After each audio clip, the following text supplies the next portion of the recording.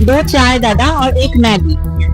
और अभी जो आप देख रहे हो कि एक लड़की यहाँ पे एक ऐसी ड्रेस पहन के आई है, इसमें आपको क्या बुरा लग रहा है? अच्छा लगा आपको देखने। अब वक्त आ गया है गंभीर बातचीत का, क्योंकि ये सिर्फ इंस्टाग्राम या रील्स की बात नहीं रही, ये हमारी सोच की रीढ़ पर चोट करने वाला मुद्दा बन चुका है।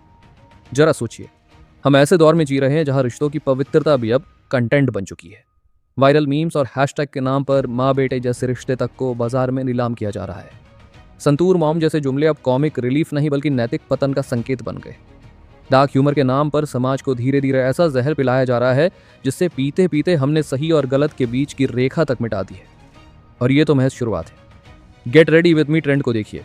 पहले जो चीजें एमएमएस स्कैंडल कहलाती थीं, आज वही गर्व के साथ इंटरनेट पर डाली जा रही हैं और लाखों में व्यूज बटोर रही हैं। ये वीडियो केवल कपड़े पहनने का प्रोसेस नहीं दिखा रही, बल्कि न्यूडिटी को सहज बनाने की सोची समझी कोशिश है। एक लड़की कैमरा ऑन कर अपने कपड़े बदलती है, ये जानते हुए कि उसके दर्शकों में अधिकतर वे लोग हैं जो हर सेकंड की पलटी का इंतजार कर रहे हैं। इंस्टाग्राम का एल्गोरिदम अब उस दिशा में काम कर रहा है जहां कंटेंट की गुणवत्ता नहीं बल्कि उसकी उत्तेजकता प्राथमिकता बन गई है। वो पोस्ट्स जिनमें सिटी, स्किन शो और उथले इमोशंस भरे होते हैं, उन्हें वायरल किया जाता है, जबकि जो क्रिएटिव, शिक्षाप्रद या प्रेरणादायक कंटेंट बनाते हैं, उनकी रील्स दबा दी जाती है।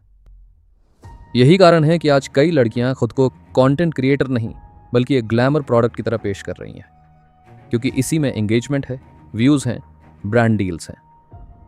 और ये ट्रेंड अब सिर्फ डिजिटल तक सीमित नहीं बल्कि हमारे सामाजिक व्यवहार और सोच में भी पैठ कर चुका है। जिस उम्र में युवा लैब में प्रयोग करने, खेल के मैदान में पसीना बहाने या विचारों की बहस में भाग लेने चाहिए थे, उन्हें आज रिंग लाइट और कैमरे के सामने कपड़े बदलते हुए ट्रेंडिंग में आने की चिंता है। यह बदलाव सिर्फ एक पीढ़ी का नैतिक गिरावट नहीं है बल्कि एक पूरे सिस्टम की नाकामी है जो ऐसे कंटेंट को न केवल अनुमति दे रहा है बल्कि बढ़ावा भी दे रहा है। भारत एक युवा राष्ट्र है, लेकिन अगर ये युवा शक्ति ही दिशा से भटकी हुई हो तो विकास केवल आंकड़ों तक सीमित रह जाएगा। ऑस्ट्रेलिया जैसे देश अब अंडर 16 के लिए सोशल मीडिया यूज पर कानून बना रहे हैं, पर भारत में अब तक सिर्फ बहस चल रही है। वक्त आ गया है कि हम भी डिजिटल स्पेस के लिए एक मजबूत नीति बनाएं। भले ही शुरुआत में कठिनाई हो, पर शुरुआत होना जरूरी है। साथ ही एक समाज के रूप में भी हमें अब आंखें खोलनी होंगी, क्योंकि सोशल मीडिया अब केवल समय बिताने का साधन नहीं बल्कि हमारे बच्चों के सोचने, समझने और बनने की दिशा तय कर रहा है। अब ये मामला सिर्फ सोशल मीडिया के किसी ट्रेंड तक सीमित नहीं रह गया है, बल्कि हमारे समाज की मानसिक संरचना और नैतिक स्तर के गिरते हुए ग्राफ की तस्वीर बन चुका है। आप भले ही इंस्टाग्राम को बार बार नॉट इंटरेस्टेड का सिग्नल दें, लेकिन फिर भी वही वल्गर, भ्रमित करने वाली और अशोभनीय रील्स आपकी फीड में लौट। क्यों? क्योंकि इंस्टाग्राम अब आपके मानसिक स्वास्थ्य या पसंद की नहीं बल्कि आपकी स्क्रीन पर बिताए गए समय की परवाह करता है। उसकी प्राथमिकता है आपकी अटेंशन, चाहे वो कैसे भी हासिल हो। आज मॉम सन, पापा बेटी, भाई बहन जैसे रिश्तों को जानबूझकर ऐसे प्रस्तुत किया जा रहा है कि दर्शक भ्रमित हों और इसी भ्रम से व्यूज और लाइक्स मिले। ये लोग रिश्तों के नाम से खेलने का तरीका सीख चुके हैं। कैप्शन में ऐसे शब्द डालते हैं जो जानबूझकर गलत फहमी पैदा करें ताकि क्यूरियोसिटी बढ़े और ट्रैफिक ज़्यादा आए।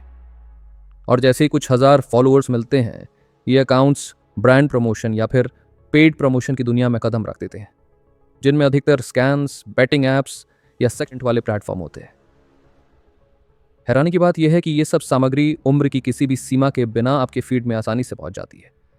10 से 12 साल के बच्चे भी ये सब देख रहे हैं और जाने अनजाने में इनका अनुकरण कर रहे हैं। सोचिए, जो माँ अपने मासूम बच्चे के साथ संतूर मॉम ट्रेंड पर रील बना रही है, क्या उसे अंदाज़ा है कि वही वीडियो कल स्कूल में उसके बच्चे की पहचान का मजाक बन सकती है? जब वो बच्चा बड़ा होगा और पुरानी रील्स देखेगा तो वो समाज से पहले अपने ही माता पिता से सवाल करेगा। और जो लोग कहते हैं कि ये उनकी पर्सनल चॉइस है, उन्हें समझना होगा कि जब कोई ट्रेंड हर घर की दीवार तक पहुंच जाए तो वो केवल व्यक्तिगत नहीं रहता, वो सामाजिक जहर बन जाता है। अब हमें चुप नहीं रहना चाहिए, क्योंकि चुप रहना अब समर्थन के बराबर है। अब बात करते हैं उस खतरनाक डिजिटल स्कैम की जो बेहद चालाकी से मासूम यूजर्स को आंसता है। जैसे ही कोई लड़का किसी लड़की की प्रोफाइल से जुड़कर पेमेंट करता है, उसकी चैट्स, स्क्रीनशॉट्स या वीडियो कॉल्स को रिकॉर्ड कर लिया जाता है। फिर शुरू होता है ब्लैकमेल। कहा जाता है कि अगर दोबारा पेमेंट नहीं किया तो ये सब तुम्हारे परिवार, कॉलेज या दफ्तर तक पहुंचा दिया जाएगा। अब सोचिए, एक 17 साल का लड़का जो पहले ही उलझन में है, वो डर के मारे क्या करेगा? यही डर उन्हें बार बार पैसे देने पर मजबूर कर देता है और ये चक्रव्यूह कभी खत्म नहीं होता। ये सिर्फ एक ऑनलाइन धोखाधड़ी नहीं, बल्कि एक साइकोलॉजिकल जाल है जो खासकर लड़कों को टारगेट करता है। और ये ट्रैप अकेले नहीं होता, हर महीने हजारों युवाओं को ये जाल अपने भीतर खींच लेता है। इंस्टाग्राम का एल्गोरिदम इन स्कैम अकाउंट्स को न सिर्फ छुपाता नहीं बल्कि कई बार प्रमोट भी करता है, क्योंकि उन्हें भी वही कंटेंट चाहिए जिससे व्यूज आए, भले ही वो धोखा क्यों ना हो। सोचिए, एक 15-16 साल का बच्चा जो सिर्फ क्यूरियोसिटी या अकेलेपन में ऐसे किसी प्रोफाइल से जुड़ता है, वो कैसे समझेगा कि सामने वाला असली नहीं है? वो सिर्फ स्क्रीन पर हाइलाइट्स, रेट कार्ड और पॉपुलैरिटी देखता है और उसी भ्रम में फंस जाता है। ये स्कैम अकाउंट्स अक्सर pic seller, private model India, desi exclusive जैसे नामों से मौजूद रहते हैं और इनका धंधा रेडीमेड स्क्रिप्ट्स, चोरी की वीडियोस और डीप फेक तकनीक के सहारे चलता है। सवाल ये है, क्या ऐसा कोई ऐप जो बच्चों की सोच, पैसे और मानसिक स्थिरता तीनों को बर्बाद कर दे, सिर्फ सोशल नेटवर्किंग का माध्यम कहा जा सकता है? या फिर अब इंस्टाग्राम एक डिजिटल रेड लाइट जोन बनता जा रहा है? समय आ गया है कि हम इन सच्चाइयों को उजागर करें, सरकार से ऐसे अकाउंट्स पर कार्रवाई की मांग करें और खुद भी समझें कि हर स्क्रीन के पीछे सिर्फ ग्लैमर नहीं, कई बार अपराध और शोषण छिपा होता है। अगला शिकार कोई अजनबी नहीं, आपका अपना भाई, बेटा या दोस्त भी हो सकता है।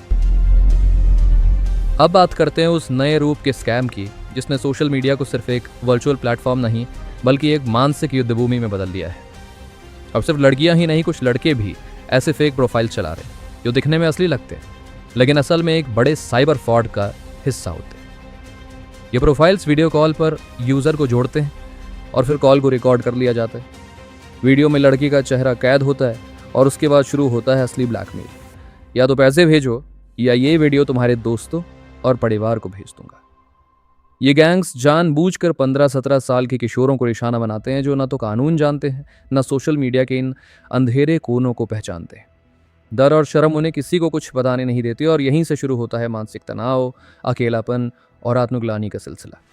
और ये सब उसी सिस्टम की देन है जिसने हर जोक, हर ट्रेंड को एक स्कैमिंग टूल बना दिया है।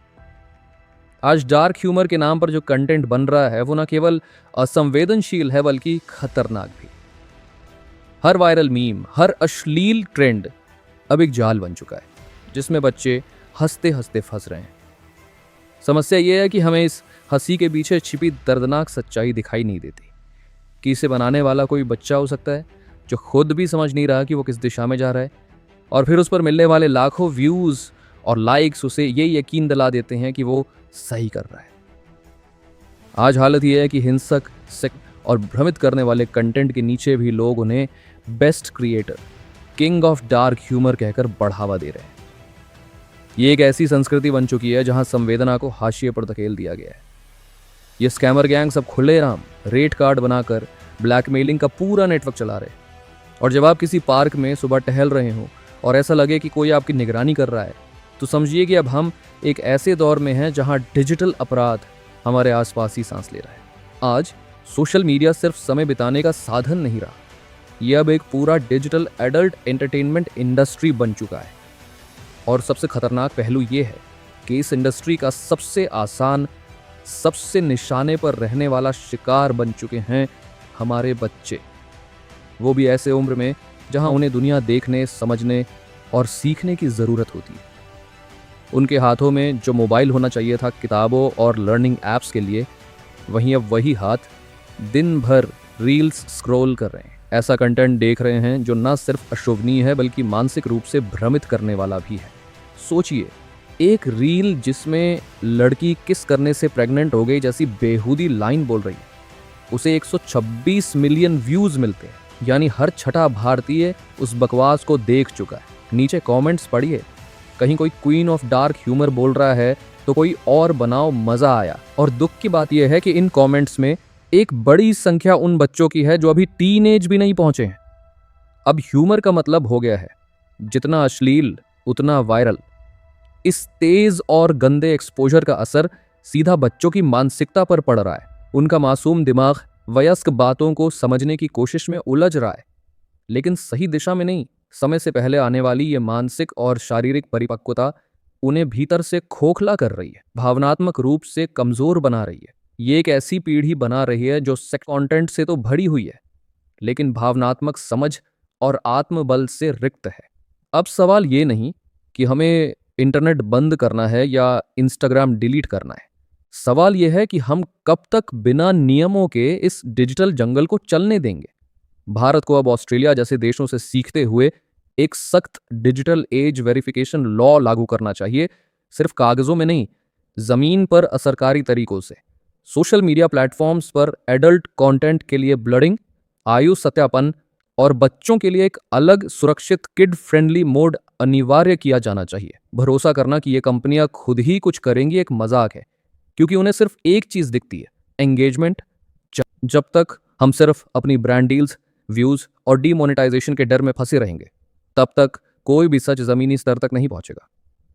सोशल मीडिया कंपनियां जब ये कहती हैं कि पेरेंट्स की जिम्मेदारी है कि बच्चे क्या देख रहे हैं, तो वो असल में अपनी जिम्मेदारी से पीछा छुड़ा रही होती हैं। लेकिन मान लेते हैं कि सचमुच ये जिम्मेदारी पेरेंट्स की है, तो फिर सवाल ये उठता है कि जब खुद पेरेंट्स अपने बच्चों को रील मशीन बना रहे हों, जब 3 साल के बच्चे को हर सुबह व्लॉग शूट के लिए तैयार किया जा रहा हो, जब उसकी हर निजी मुस्कान या आंसू कैमरे में कैद कर ऑनलाइन बेच दिए जाते हों, तो फिर जिम्मेदारी किसकी है? ये सिर्फ क्यूट कंटेंट नहीं, ये डिजिटल चाइल्ड लेबर है। मासूमियत को कंटेंट बनाकर बेचना एक अपराध है, चाहे वो कोई भी कर रहा हो। रही बात दूसरे क्रिएटर्स की, तो ज्यादातर चुप है, क्योंकि कोई नहीं चाहता कि उनका चैनल डीमोनेटाइज हो या ब्रांड डील्स रुक जाएं। लेकिन एक क्रिएटर का सबसे बड़ा धर्म होता है सच बोलना, चाहे उसके लिए नुकसान ही क्यों ना उठाना पड़े।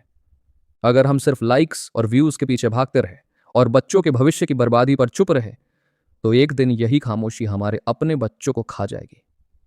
इसलिए अगर आप इस वीडियो को देखकर सिर्फ एक भावना महसूस करें, तो वो हो जिम्मेदारी। जिम्मेदारी इस सच्चाई को फैलाने की, इस मुद्दे पर बहस शुरू करने की और उन पेरेंट्स, उन क्रिएटर्स और उन प्लेटफॉर्म्स तक आवाज पहुंचाने की जो इस जहर को नॉर्मल बना रहे हैं। अगर इस वीडियो को देखकर सिर्फ एक बच्चा संभल गया, एक मां जागरूक हुई या एक क्रिएटर ने सच बोलना शुरू किया, तो समझिए हमारी लड़ाई की शुरुआत हो चुकी है। बच्चों की मासूमियत किसी वायरल ट्रेंड से कहीं ज्यादा कीमती है। अब इस डिजिटल पाखंड को एक्सपोज करना सिर्फ एक विकल्प नहीं, एक जरूरत बन चुकी है। जय हिंद, वंदे मातरम। अगर आप बदलाव चाहते हैं तो इस वीडियो को इतना शेयर कीजिए कि यह हर माँ बाप, हर यूजर और हर नीति निर्माता के दिल तक पहुंचे, क्योंकि यह सिर्फ एक वीडियो नहीं, एक चेतावनी है उस भविष्य से जो अगर अभी नहीं बदला तो कल हमारे लिए शर्म और पश्चाताप का कारण बनेगा।